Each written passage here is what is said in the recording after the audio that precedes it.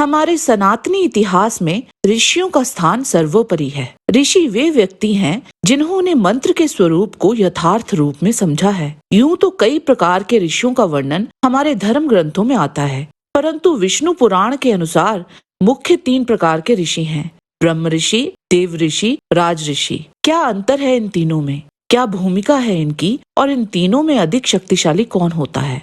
इन सब के बारे में विस्तार से जानने के लिए इस वीडियो को अंत तक अवश्य देखें। ओम गणपति चैनल में आपका स्वागत है। अगर आपको हमारे वीडियो पसंद आते हैं तो कृपया चैनल को सब्सक्राइब और वीडियो को लाइक अवश्य करें। इससे हमें और भी अच्छा कार्य करने की प्रेरणा मिलती है। वायु पुराण अध्याय 61 में ब्रह्म ऋषि, देव ऋषि और राज ऋषि के संदर्भ में विस्तार से जानकारी है। इसके अनुसार सर्वप्रथम ब्रह्म ऋषियों को जानना चाहिए, उनसे देव ऋषियों को तथा देव ऋषियों से राज ऋषियों को जानना चाहिए। ये 3 ऋषियों के उत्पत्ति करता है। इन्हीं से समस्त ऋषिगणों की उत्पत्ति होती है, जो भली भांति नियमों का पालन करने वाले ऋषियों की संतानें हैं।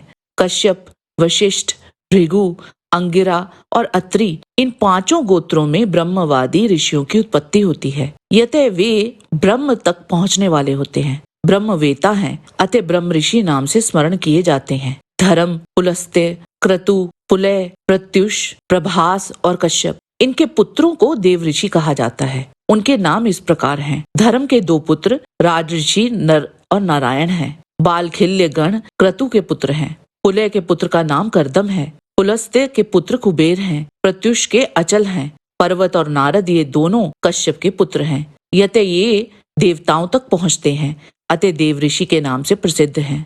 मनु द्वारा प्रवर्तित वैश्य एवं एड वंश में होने वाले एड, ऐश्वाक और नाभाग, इनको राजऋषि जानना चाहिए। यतः वे प्रजाओं का रंजन करते हुए उनकी बुद्धि एवं भावनाओं तक पहुंचने वाले होते हैं, अतः राज ऋषि नाम से जाने जाते हैं। जो लोग ब्रह्म लोक में प्रतिष्ठा प्राप्त करते हैं वे ब्रह्म ऋषि माने जाते हैं। कल्याणकारी देवलोक में प्रतिष्ठा प्राप्त करने वाले ऋषिगण देव ऋषि नाम से प्रसिद्ध हैं। इंद्रलोक में प्रतिष्ठा प्राप्त करने वाले सभी ऋषि राज ऋषि नाम से विख्यात हैं। उत्तम कुल में उत्पत्ति, तपस्या और मंत्रों की व्याख्या अथवा उपदेश करने से दिव्य गुण संपन्न राज ऋषि गण भी ब्रह्म ऋषि कहे जाते हैं। इसके अतिरिक्त जो अन्य देव ऋषि कहे गए हैं उनके लक्षण इस प्रकार हैं: अतीत, भविष्यत एवं वर्तमान, तीनों कालों के ज्ञाता, सत्यभाषी, स्वयं को जानने वाले तथा तपस्या से इंद्रलोक में प्रसिद्धि प्राप्त करने वाले, गर्भावस्था में ही अज्ञान अंधकार के नष्ट हो जाने से जिनके ज्ञान का प्रकाश हो जाता है,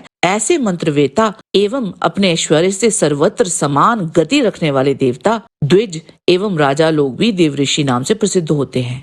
दीर्घायु संपन्न, मंत्रकर्ता, ऐश्वर्यशाली, दिव्य दृष्टि संपन्न, ज्ञानी, प्रत्यक्ष धर्मपरायण एवं गोत्र प्रवर्तक, जो ये 7 ऋषिगण हैं वे अपने इन 7 गुणों से ही ऋषि कहे जाते हैं। वे ऋषिगण नित्य षटकर्मों अर्थात यज्ञ करना, यज्ञ कराना, पढ़ना, पढ़ाना, दान देना और दान लेना, इनमें प्रवृत्त रहने वाले, समृद्ध एवं शिष्ट व्यवहार द्वारा जीवन यापन करने वाले होते हैं। ब्रह्म ऋषि, देव ऋषि तथा राज ऋषि, इन तीनों में श्रेष्ठ या शक्तिशाली कौन होता है, इसका ज्ञान हमें विश्वामित्र जी की कथा में मिलता है। वाल्मीकि रामायण बालकांड के अनुसार विश्वामित्र जी अपने आरंभिक जीवन में एक क्षत्रिय राजा थे। एक समय कामधेनु गाय को लेकर विश्वामित्र जी और महर्षि वशिष्ठ जी की ठन गई और उन दोनों में भीषण युद्ध छिड़ गया। जब विश्वामित्र जी ने एक साथ कई दिव्यास्त्र वशिष्ठ जी पर चलाए, तब उन्होंने ब्रह्म बल से प्रेरित हुई छड़ी के द्वारा उन सब अस्त्रों को पीछे लौटा दिया।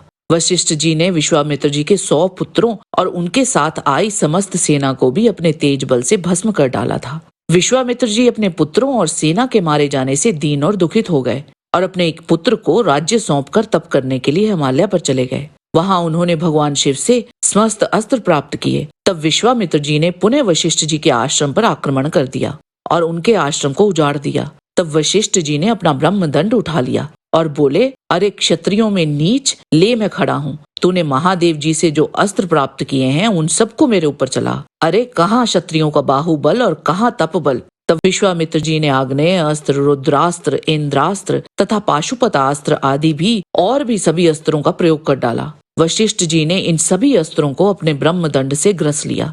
वशिष्ठ जी ने विश्वामित्र जी का गर्भ खर्व कर दिया था। ब्रह्म तेज का ये अत्यंत आश्चर्यजनक चमत्कार देखकर विश्वामित्र जी बोले, क्षत्रिय बल तो नाम मात्र का ही बल है, उसे धिक्कार है। ब्रह्म तेज जनित बल ही वास्तविक बल है। इस प्रकार बलाबल का विचार करके उन्होंने तपस्या को ही सर्वोत्तम बल निश्चित किया और अपने समृद्धिशाली राज्य तथा राज्य लक्ष्मी को छोड़कर भोगों को पीछे करके तपस्या में ही मन लगाया और ब्रह्म बल संपादन करने की प्रतिज्ञा की। दक्षिण दिशा में जाकर उन्होंने 1000 वर्षों तक घोर तप किया। उनकी ऐसी तपस्या से प्रसन्न होकर ब्रह्मा जी वहां प्रकट हुए और उन्होंने विश्वामित्र जी को राज ऋषि की पदवी प्रदान की। एक समय विश्वामित्र जी ने त्रिशंकु को सदेह स्वर्ग भेजने की प्रतिज्ञा की और अपने तपोबल से त्रिशंकु को सदेह स्वर्ग भेज भी दिया, परंतु वहां इंद्र आदि देवताओं का त्रिशंकु का सदेह स्वर्ग आना भला न लगा। और जब त्रिशंकु को विश्वामित्र जी ने पृथ्वी पर गिरते हुए और उसे बचाने की गुहार लगाते हुए देखा, तब क्रोध में भर विश्वामित्र जी ने नई सृष्टि को रचना आरंभ कर दिया। तब घबराकर देवताओं ने विश्वामित्र जी को मनाने की कोशिश की और त्रिशंकु तब से आकाश में सुखपूर्वक रहने लगे। तब विश्वामित्र जी भी नई सृष्टि की रचना करने से निवृत्त हो गए। राजऋषि रहते ही वे इतने शक्तिशाली हो चुके थे। इसके उपरांत विश्वामित्र जी पश्चिम दिशा में जाकर पुनः उग्र तप करने लगे। वहां भी मेनका को उनके तप में बाधा डालने के लिए भेजा गया। तब बाधा आने के कारण वे उत्तर दिशा में जाकर कौशिकी के तट पर रहकर तप करने लगे, परंतु वहां भी उनका अभीष्ट सिद्ध न हुआ और उन्होंने पुनः घोर तप किया।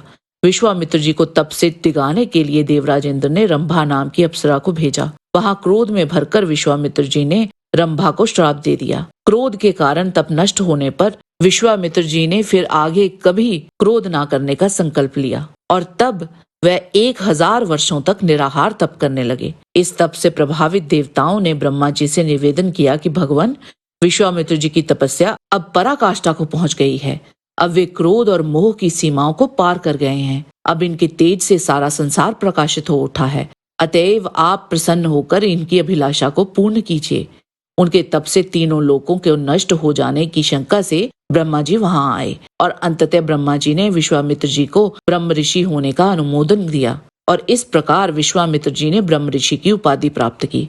विश्वामित्र जी की कथा से हमें ये ज्ञात होता है कि राज ऋषि, देव ऋषि और ब्रह्म ऋषि में ब्रह्म ऋषि ही श्रेष्ठ प्रतीत होते हैं, जिसे पाने के लिए विश्वामित्र जी ने इतना घोर तप किया।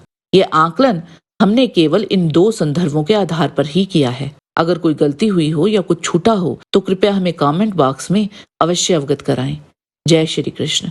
आज के वीडियो में बस इतना ही। आशा करते हैं कि आपको हमारा ये वीडियो पसंद आया होगा। कृपया इसे लाइक और शेयर अवश्य करें। किसी भी प्रकार की त्रुटि के लिए आप सबसे क्षमा याचना करते हुए आपसे निवेदन है कि प्रेम पूर्वक परम पिता परमात्मा को मन में धारण करें और बोलें, वैदिक सनातन धर्म की सदा ही जय।